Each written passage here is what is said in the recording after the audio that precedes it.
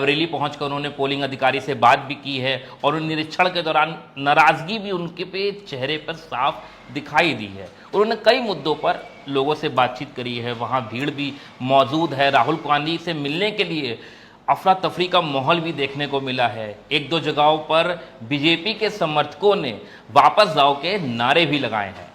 ऐसी खबरें वहां से कई सामने आई हैं। लेकिन इस बीच सबसे बड़ी सीट पर बात करते हैं, कैसरगंज पर जानकारी ले लेते हैं।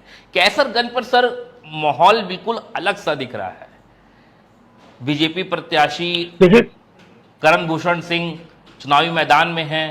क्या रुख दिखाई दे रहा है, इस पर क्या होने वाला है? क्योंकि उनके पिता बृजभूषण शरण सिंह पर तमाम तरह के आरोप लगे हुए हैं।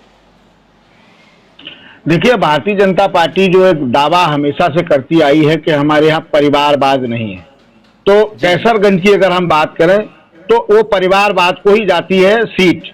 और इससे साफ जाहिर होता है कि भारतीय जनता पार्टी के दावे झूठे हैं और निराधार हैं, क्योंकि उन्होंने परिवारवाद की जो बात की तो कैसरगंज से जो करण जी चुनाव लड़ रहे हैं तो उनके पिताजी भी वहां सांसद रहे, वो खुद चुनाव लड़ रहे हैं, उनका छोटा वाला बेटा वहां से विधायक है, तो इसी को परिवारवाद कहते हैं और कोई परिवारवाद की दूसरी संज्ञा नहीं हो सकती मुझे लगता है।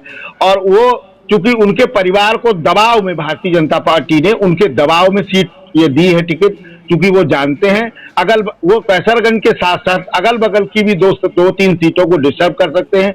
वो एक मजबूत नेता है। इससे पहले वो समाजवादी पार्टी से भी चुनाव लड़े सांसद रहे बृजभूषण जी, और उनका अपना वर्चस्व है वहां। भारतीय जनता पार्टी नहीं, वो निर्दलीय भी लड़ जाएंगे तो भी जीत जाएंगे। वहां किसी पार्टी का कोई वर्चस्व नहीं। उनका व्यक्तिगत प्रभाव, उनके व्यक्तिगत संबंध, उनका व्यक्तिगत व्यवहार ही उन्हें वहां से सांसद बनाता रहा है।